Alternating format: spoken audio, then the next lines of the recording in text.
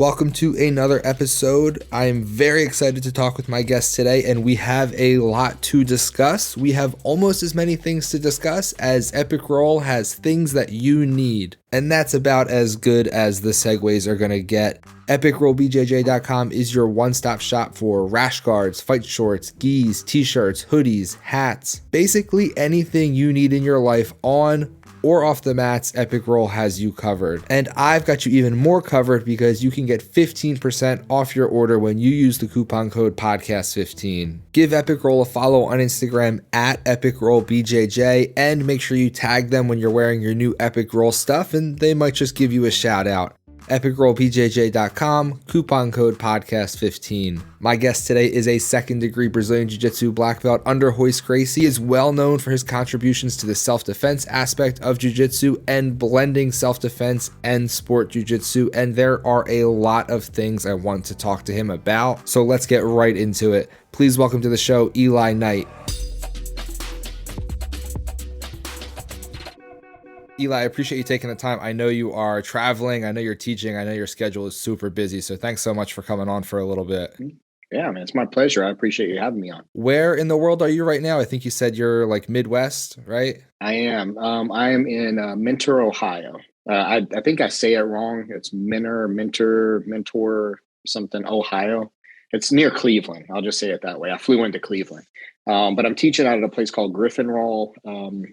I think it's Griffin Roll Combat Sports, but it's run by a former UFC fighter, Jason Dent, and it's a great place. Every time I come here, man, they're awesome to me.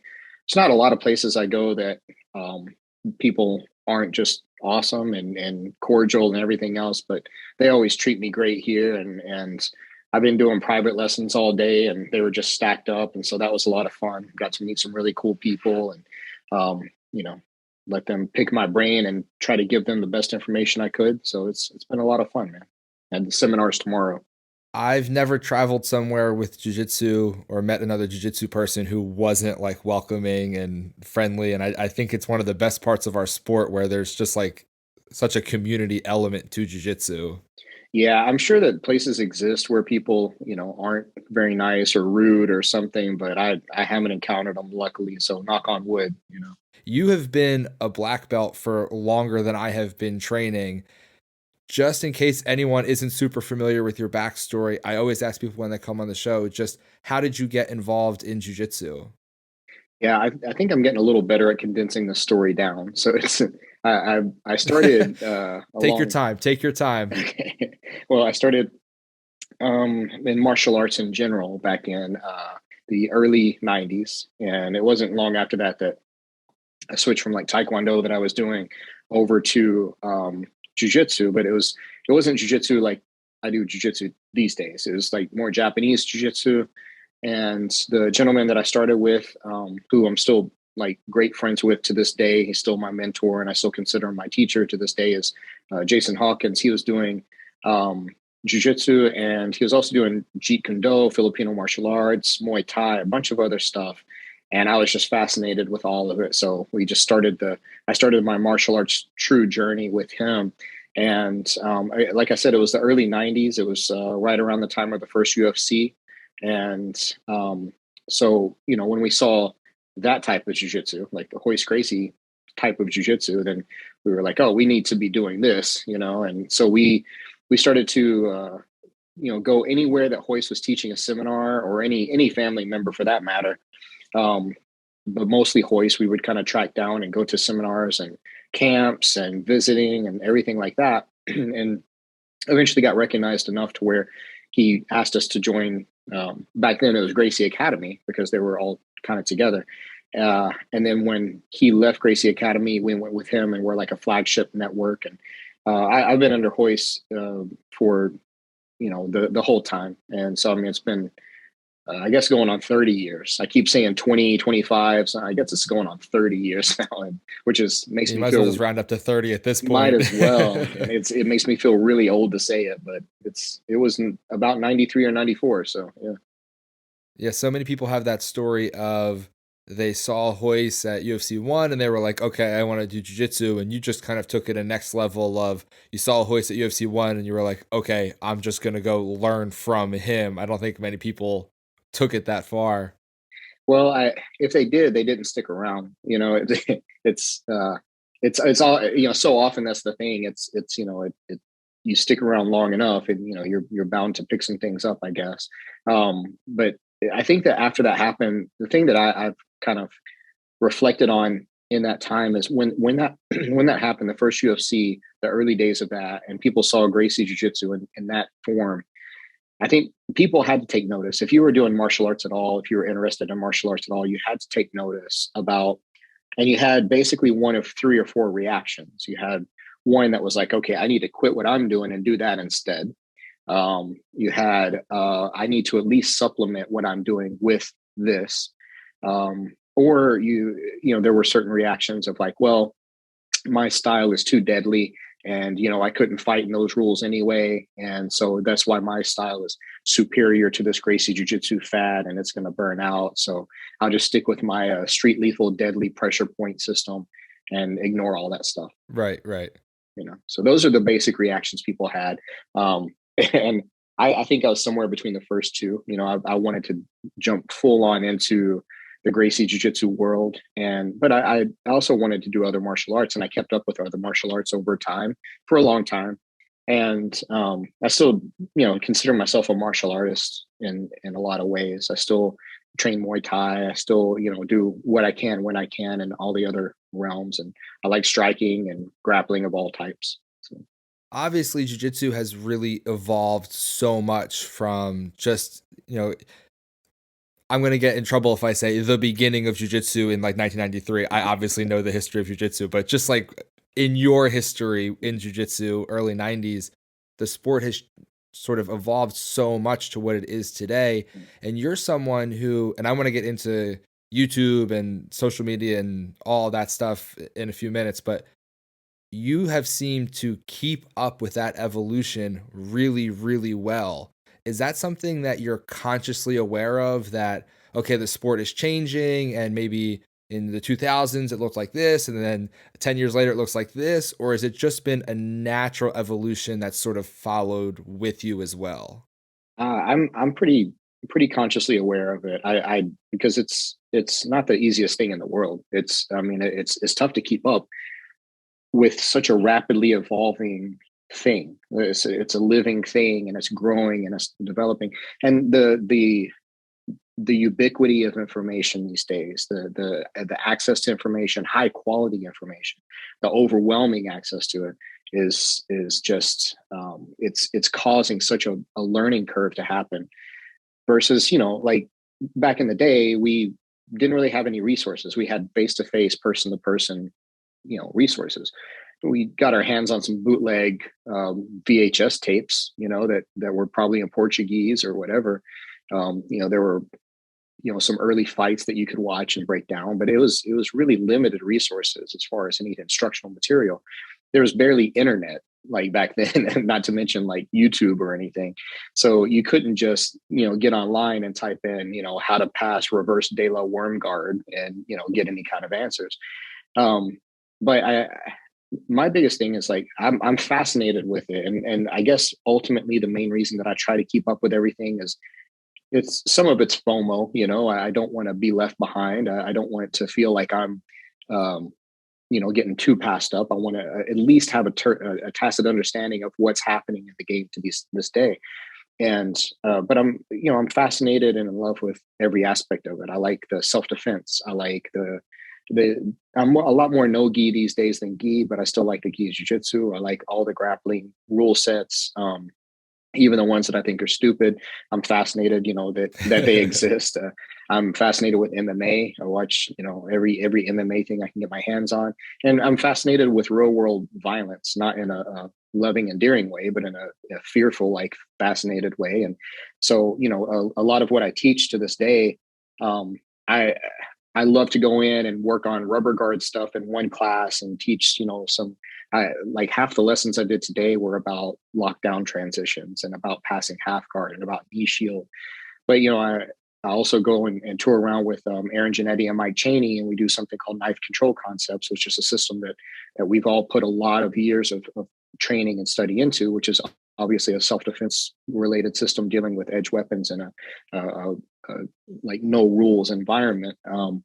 So it's all fascinating to me, and I guess ultimately I feel like if I'm to be an instructor in this stuff, and I'm supposed to like be spreading the best information I can, it not only does me a disservice, it does anyone that I come in contact with a disservice if I can't at least present the information in the most current, reliable form.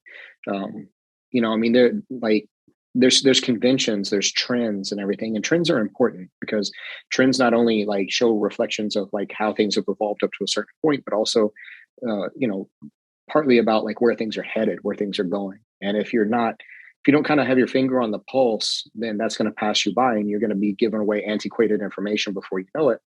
And that doesn't really do anything to advance the art. So I'm passionate about it. I don't really get burnt out. I love doing it. I love sharing it with people because it's something that I have had my life changed and impacted in a positive way for. And you're doing a disservice to anyone you come in contact with if you don't take something that has had a positive impact on your life and try to like spread that to others. So I don't remember what the question was, but that's the answer. You answered it. Don't worry, you answered it. Yeah, I've always had the fear of someone will ask me something about a technique and I would say, I don't know what that is. Like that feeling of, like you said, like FOMO. I want to know everything there is in the world, and I never will. I'll never know every jiu-jitsu technique in the world because it's just not possible. But I also remember the days of, I've been doing jiu-jitsu for 10 years. So it wasn't like in the dark ages where there was no internet and there was no computers, but even YouTube you had to hope that someone posted the match between two guys you liked to see if you could find technique. Like there wasn't someone breaking it down for you. And now if you see a technique that you like, you can type into YouTube, how do I pass reverse Della worm guard? And you'll get 10 responses, and 8 of them probably aren't pretty good, but you have those options there. Your YouTube page, obviously, the reason I want to talk to you is because it's one of those good resources. Thanks. How did that start? How did you get into doing the YouTube page? Man, well, YouTube became a thing, like when I first like made the first couple of videos I ever made, I was just with my buddy Jared, and I think we were purple belts at the time, maybe just barely purple belts. And we had a camcorder. The phones didn't have cameras on them. It was like 2006 or whatever. And I was like, let's do one of these technique of the week things, and put it on one of these new online streaming platforms. Like back then, it was basically Daily Motion and YouTube was in its infancy. And we were like, let's do a technique of the week, and then that turned into like a technique of the month, and then just kind of was sporadic whenever we could do it. And I didn't take it very seriously. It was something fun to do, and gave us practice. Teaching stuff that we weren't really teaching in class very much because, it would be something different or just didn't fit into the curriculum or something cool or whatever. And I've hopefully deleted a lot of those old ones that were too embarrassing, but I left a lot of them up just for posterity's sake, just to like look back and because, there's some nostalgia there too. And they weren't all horrible. For sure. Like I still plan on going back and remaking a lot of the early ones, to like just to see how I would teach it now, just for fun. But I started like I tell people this because it's like I've got, as far as jiu-jitsu goes, I've got a pretty big channel, but like it wasn't like a real gradual growth process like a lot of people would think. It didn't really take off until 2017. I mean, I had by 2017 I had about 6,000 subscribers to my channel. And so that was about 10 or 11 years it took to get 6,000 subscribers. And then from 2017 till now, I think I'm right around 270, like 270,000. So, I mean, that happened in, 5 years essentially was, I don't know the math, like 263, 4,000 like happened in that short amount of time. And it really drives home the point. I don't know who to accredit the statement to about, after 10 years of hard work and dedication, you can look like an overnight success. But that's literally how it went for me, that my channel got big like that. And so when people ask me like how to grow their channel or something, or any social media advice, I I can give them the stock information that you're going to get from a lot of other resources, but there's just a lot of luck involved, honestly. Even if you're putting out good, because there's people putting out way higher quality, putting way more production value, putting way more planning and every element into their videos that aren't as good, as big of channels as mine. And I think their content is superior to mine, even jiu-jitsu channels. Like and I'm just looking at them and I'm like, I don't know why. I don't know why your channel's not bigger than mine. Like, I would rather watch your channel Right. than mine. But luckily, I'm very grateful that anybody does watch my stuff, and it keeps me making it. I have a lot of fun making it, and I I thrive off of getting messages from people that they say that I help them in their game, or I help them in self-defense, or I help them, win a tournament, or just help them to get a big, sweaty, heavy dude off, like in the open mat, get him off you. Like, so whatever is the case, whenever I get those thank yous, and that time that somebody took to type out a personal message, even if it's a comment or a DM, that's huge for me. Like that makes everything great and worth it and everything. And this last week we were in Costa Rica for this camp, and we are down there. Brandon McCaffrey was running the teaching the camp. It was down at Hero Academy, Hero BJJ Academy in Costa Rica, which is a phenomenal place that has phenomenal workshops, just back to back. Like there's JT Torres, and there's Brandon McCaffrey, and then Gio Martinez, and then David Avalon, Tom DeBlas. So it was really a really cool place, and obviously it's Costa Rica, so it's amazing. Yeah, can't go wrong in Costa Rica. I mean, jiu-jitsu and Costa Rica, how can you go wrong? Right. Yeah. And so, I just went there because, well, again, Costa Rica, but I was like, I want to go to this camp. Me and my girlfriend, we went down there for the week and had a great time. And, I posted I was going to it, and I told some people I was going to it. It's like, oh, you're teaching down there. I'm like, no, I'm not. I'm just going. I'm a student. Like I go to a lot of seminars, not as many as I teach these days, but almost, and because I want to go, and I'm never going to stop learning. I want to keep learning from everybody. Brandon McCaffrey is one of the greatest teachers I think that's uh, out there, period. And I like to learn from him. And so when this opportunity came up, we went down there. There's probably 30 people maybe at this camp. And it was cool that even though I'm just there as a student capacity, and I'm like, I had people coming up and telling me they watched my channel, and that, they liked this or they liked that. I had one guy from England come up to me, and this was one of the most special moments. He came up and said, man, I started jiu-jitsu right before the lockdowns, right before the pandemic. And he was from the UK. And he was like, we had harsh lockdowns over there, but me and a buddy, we had some mats, and we trained along with your videos. I think Chewy's videos, Brandon McCaffrey's videos, Kent Peters' videos. But he's like, your videos were one of the big ones that we used to keep drilling and learning during the lockdowns when we couldn't be going to class. And so he, was very grateful. And I was like, man, that's huge. That just like, it got me emotional almost, So when I hear stuff like that and get those kind of messages, I'm like, I'm a very lucky dude. I'm a very lucky guy to get to do what I do. And you get that feedback of you're doing the YouTube stuff and you're posting content because, like you said, it's fun and you enjoy it, but it's obviously impacting people, which is why people keep coming back and look to you as a resource. Yeah, and I'm grateful for that, because that it validates that I'm not just showing crap, And I don't believe I'm showing crap. It's not like I get on there and I really make much of anything up. If there's anything that's original on on anything, it's because it's something that's been really effective for me, or I've seen it really effective that I've worked with other people on.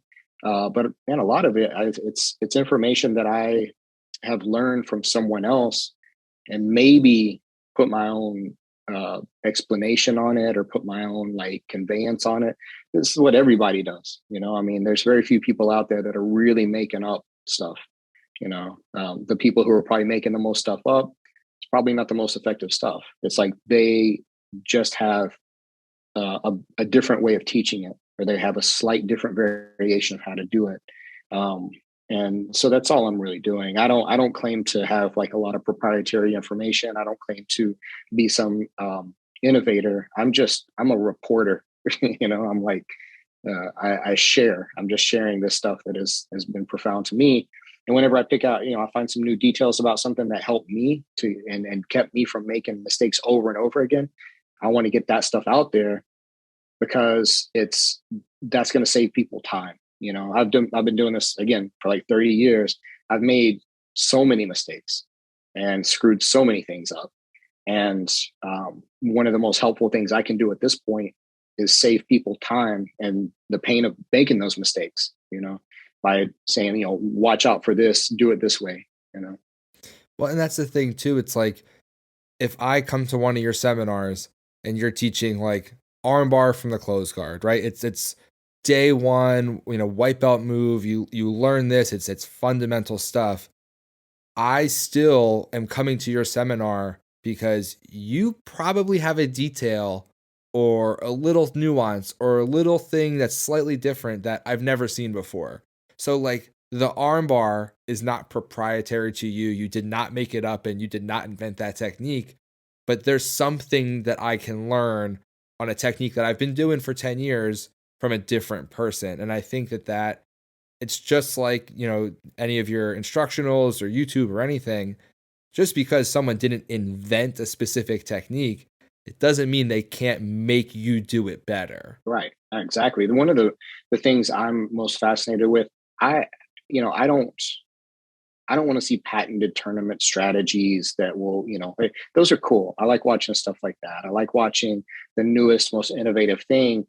But, I want to see how somebody like John Danaher, not like this show something funky. I want to see how he shows the most basic kind of move. I want to see how, the biggest, most respected people for their innovations and for their creativity.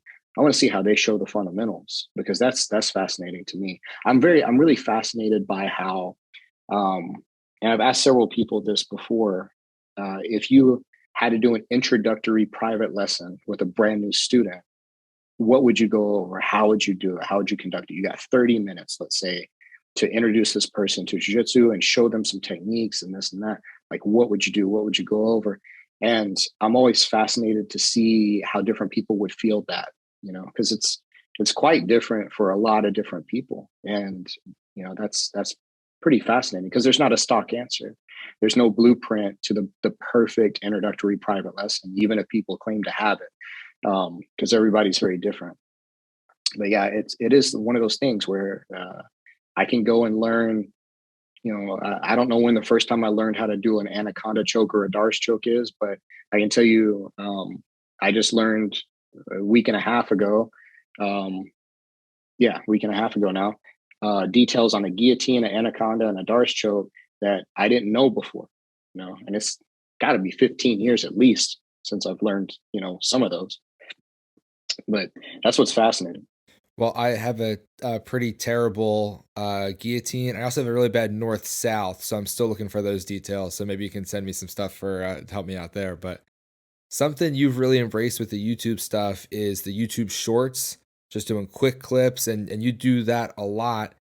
Do you find it difficult sometimes to get a message across in 60 seconds? Because somehow you always seem to show a technique, and I know exactly what you're doing and why you're doing it. But when I think back of like, could I explain that technique in under 60 seconds? I just feel like it would be so overwhelming to try to condense that down. Is that a problem you face, or is it just pretty natural? I don't want to sound like a jackass and say it's pretty natural, but it's pretty natural, because like I've got a very short attention span, and when I get excited, I talk pretty fast. So whenever I can get on a riff of explaining something, so I have an instructional out from a few years ago called the Jiu Jitsu Deep Dive. And it was a production with the Budo brothers, and they're phenomenal guys. And I'm super proud of it because I approached it like I'm going to do this kind of basically jujitsu curriculum, kind of a beginner to intermediate jujitsu curriculum. And then in addition to it, like, so we got this all filmed and everything. And we were like, we want to put something more with it. And they came up with the idea, what if we did like 100 techniques, 101 minute-ish techniques? And I was like, man, I feel like I could do that. It sounds overwhelming. So we took about 8 hours and filmed, it was 8 or 9 hours, and filmed 100 techniques that are right around 1 minute. And so the second like half of that basically is that. So it's me going, here's a technique, and then showing all the relevant details that I can from start to finish in about a minute. And so I got pretty good after a while at doing it. And, of course, it's the silliest thing whenever somebody's like, yeah, well, what about this detail? And it's like, it's 60 seconds, dude. Like I can't put everything into 60 seconds. You got to put the most pertinent information and convey it across. And, a lot of times what happens is like the details that I would choose to prioritize in that might not be the same that somebody else would choose to prioritize it. And that's what's cool about it, because somebody else, may choose a completely different set of details to focus on that I would choose. But I like that format because, again, like I said, I've got a short attention span. You can tell by the tangents I've already been on. But and apparently most people do, because like every social media platform is pushing that format more and more. Largely, I think because of TikTok, because TikTok became such a dominant force in the social media sphere. Then everybody started to copy it. Instagram copied it with Reels. YouTube copied it with Shorts. Facebook Reels.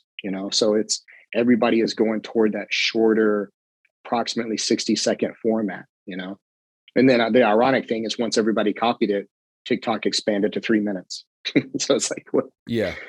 Everything old is new. Well, again. and I had read an article a little while ago that had basically said like the average duration of a view on TikTok was 16 seconds. So it was like, if you're trying to get your content to be solid, 16 seconds or less. And it's like, how do I show XYZ in 15 and a half seconds? Like I mean, again, like I said, I don't like to, give too much unsolicited advice, especially on social media stuff, because I don't know. But like, I would say be careful about reading too much into a lot of those analytics and metrics, because I get a lot of videos where, I'll put something out, a 5-minute video, a 7-minute video, a 10, a 15, a 20-minute video.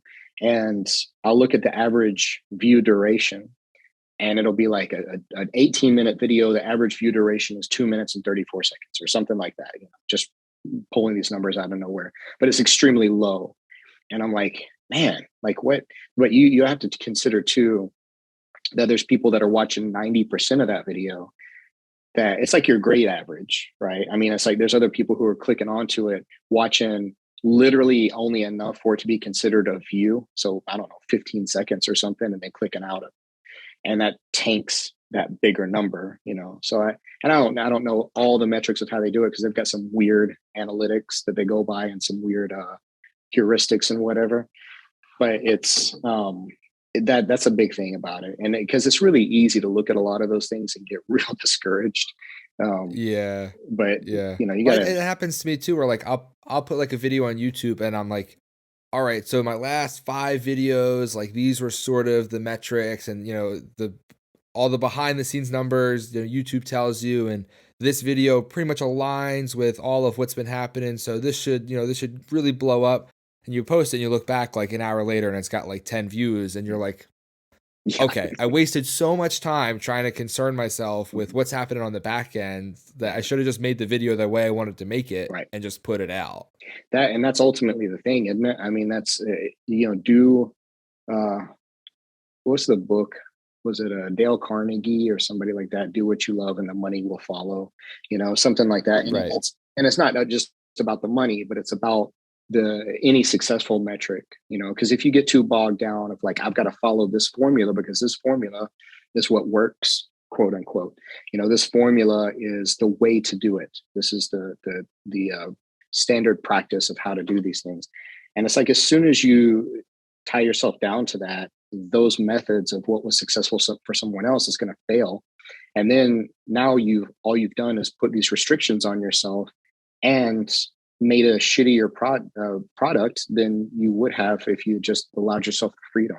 So, there's I think it's more important, in my opinion, for me personally, to do things that I like the way I like them and curate my audience to that than it is for me to try to bend over backwards and appease the audience based on what I'm reading these metrics that are telling me, because it's just not worth it. That's the quickest way.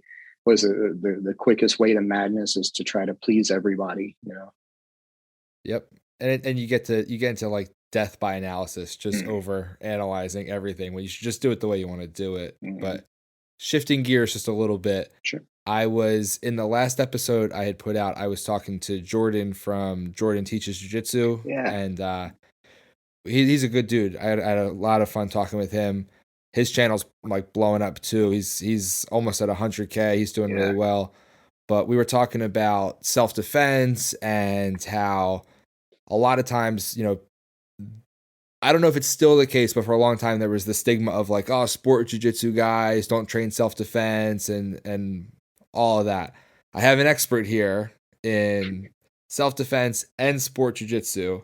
So I'm going to appeal to your authority. How often do you think someone who is training jiu-jitsu as a hobbyist, training sport jiu-jitsu, should be training purely dedicated self-defense techniques? I haven't thought about it in terms of like a percentage of training.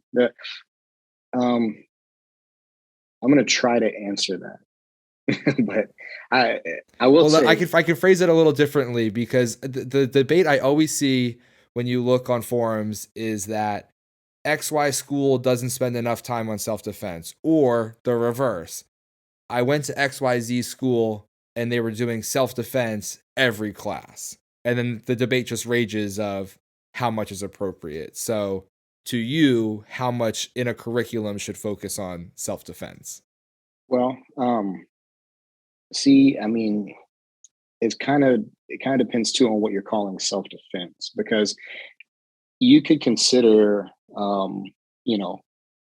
escaping mount, escaping side control, applying chokes, doing takedowns. There's so much overlap that, I think the biggest thing is to contextualize it. And something I try to do when I'm teaching is to provide, if it's not obvious and apparent what the context is of what I'm teaching, I like to at least mention it. Or I like to mention whenever there's a lot of cross-platform applicability.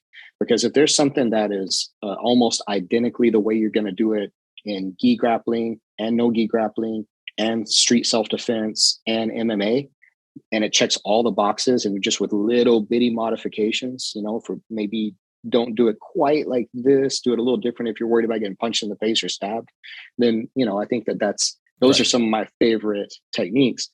So there's a lot of overlap, and it's my opinion that sport jiu-jitsu can greatly enhance, and again, what are we calling sport jiu-jitsu? But training in that way can greatly enhance your self-defense application.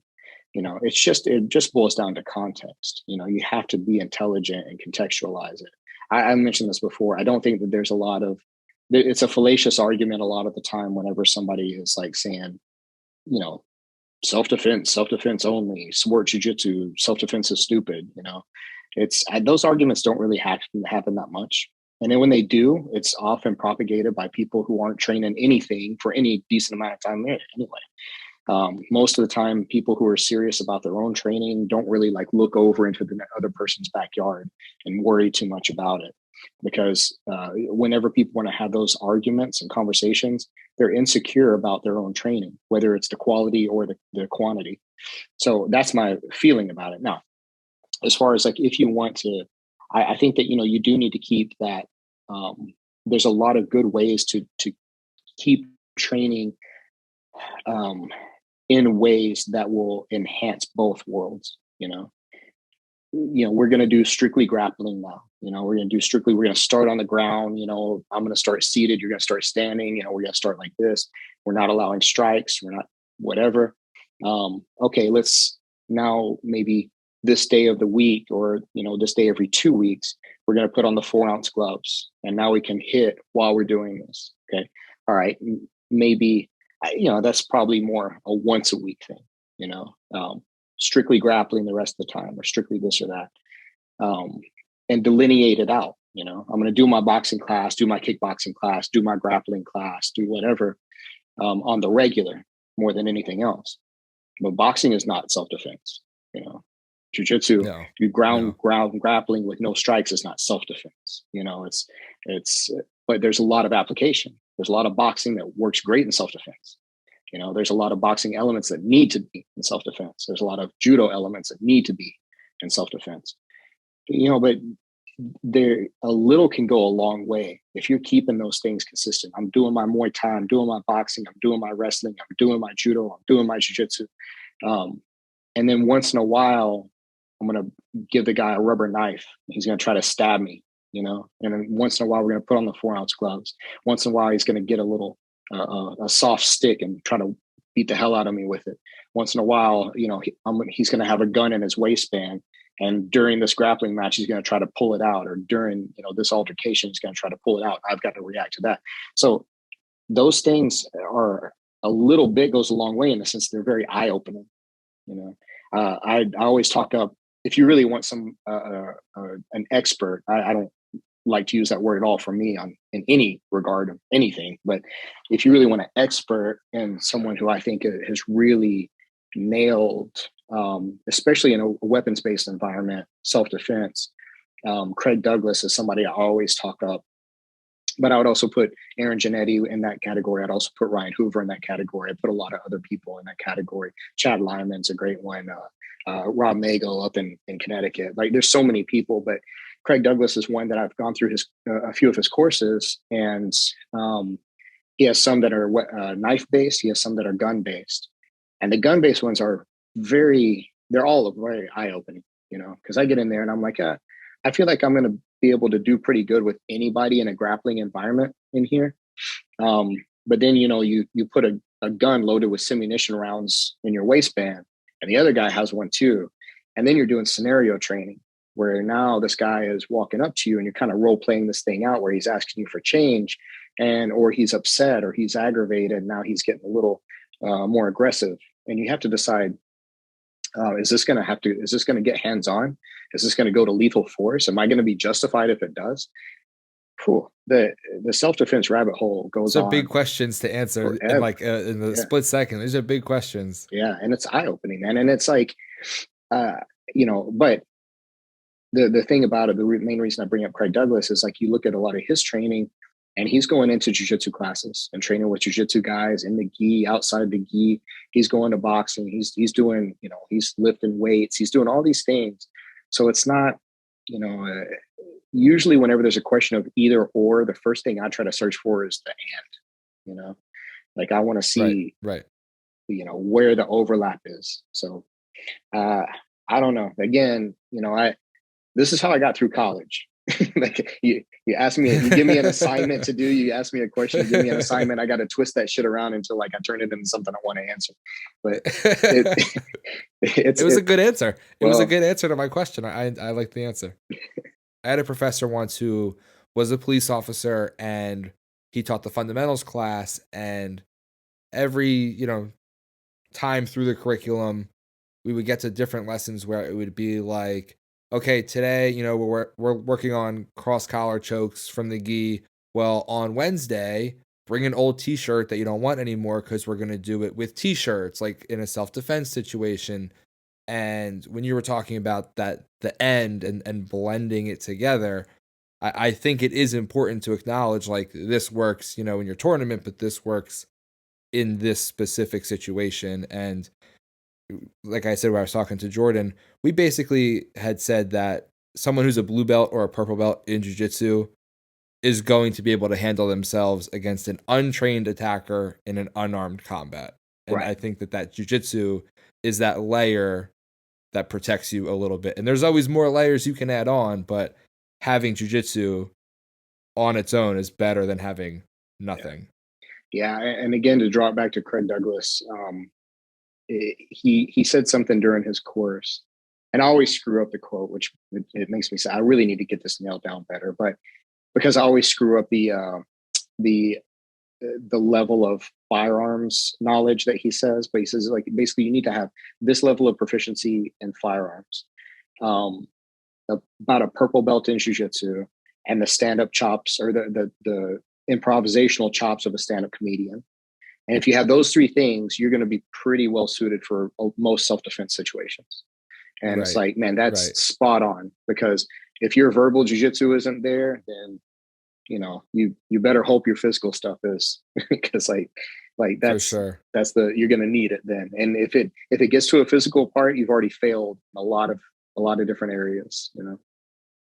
Yeah, you missed a lot of steps along the way before it got to the physical aspect. Yeah. But Eli, you are putting out content constantly. You constantly have stuff coming out. So you don't have to give too much away, but is there anything specific you're working on now that I can look forward to in the near future? um Man, that's a good question, because I just came out with another instructional with Jiu-Jitsu X, and that was something that I was like putting my head into for a while. And it's the um didn't really go with the name that I wanted it, but it was I think they called it like Good Night, like with the K in parentheses, which I get it. Okay, that's cute. But I'm really It's proud of not the bad. concept. Yeah, it's not bad. It's not bad, but it's about chaining attacks, chaining specifically chokes together. So it's like seeing how to transition from using the choke to the choke to choke to choke to transition through positions, and see like once the position changes a little bit, how I can modify to get to another choke specifically, because there's lots of ways to chain those things together. But that's one I'm really proud of. I'm proud of all my instructionals to some degree, even the ones that like have cringy titles or something. But like I Yeah. as far as like what I'm working on right now, man, it's I just moved, so I'm not like focused on any big projects right now. It's about getting settled and acclimated and building up, um, like a new student base, which I was lucky to be able to transition into Fit to Fight, that has a built-in student base and already has an existing jujitsu program. And they added some classes on the schedule for me, and so I'm building up those classes, and building up private lessons and getting adjusted to the new environment. Because living somewhere your entire life and then moving states is a big thing. It turns out I wasn't aware, but it was. I'm now in Charlotte, North Carolina, and I'm just trying to get used to that and settled in. But I do have some ideas as far as what I would like to really pursue as far as instructionals in the future. I want to do some more work with Budo Brothers. It's been hard over the past few years to hook up with them, because we completed something right around I think it's right around the beginning of the pandemic. And so we haven't really, they're up in Yeah. Canada, and, so obviously it's been hard to travel back and forth there. But we definitely want to do something with them. We've had some discussions about some, uh, not necessarily even in the States or Canada, but maybe like an off location kind of place.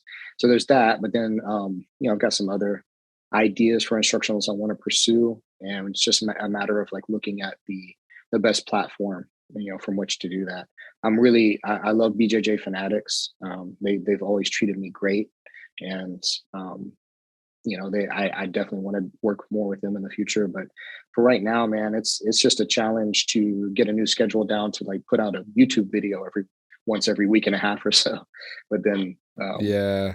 and so it's just trying to keep up with that, and then a busy seminar schedule, which I'm grateful for. But yeah, I'm pretty happy where I'm at. I've got to formulate a little more detailed once I get acclimated a little better. Yeah, that adjustment can be a little tough sometimes after a move like that.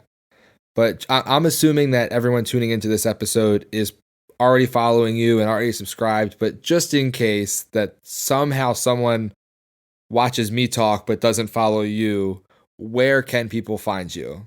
I guess YouTube is the biggest place. That's my biggest like platform. So YouTube, any social media for the most part that you type in Night Jiu Jitsu, I should probably pop up there. Like I'm on. Um, Obviously, YouTube, Instagram. I think I even have a Twitter account. I don't know. Facebook.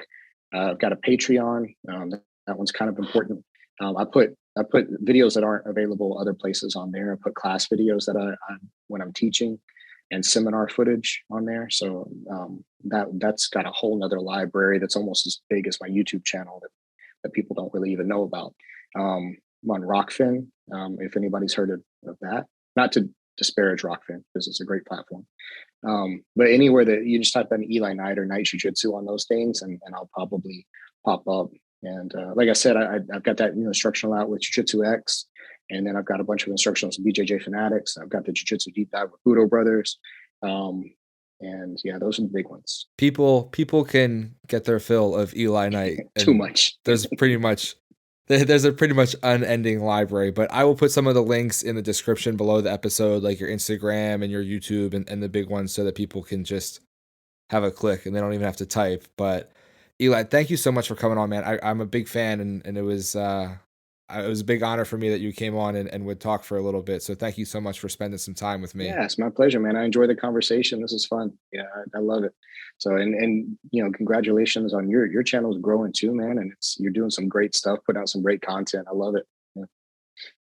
I appreciate that. That is a very big compliment coming from you. I'm just trying to do my best to make people enjoy jiu-jitsu a little bit more if I can play a part in it. And hopefully one day I'll catch up to the numbers you're putting out. But I appreciate the compliment. It's very kind of you. Thank you so Absolutely. much. And I'm going to annoy you probably with DMs about, hey, what do you think about this? What do you think about this? Because remember I said I have a terrible guillotine and a terrible north-south choke. So All right. I'm going to stay on you for some help. Absolutely. But I'm down thank to you, help Eli, anything. man. I appreciate it so much. Yeah, thank you too, man. Thank you. Appreciate it. Huge thank you to Eli for coming on the show. I appreciated hearing his take on a lot of things. I put all of the links you need in the description, so please check out Eli's stuff if you haven't already. If you liked this video, please smash that thumbs up button and make sure you're subscribed to the channel so you don't miss any of the content that's coming shortly. There are a few videos over here that you should watch next, and I will see you all in the next one.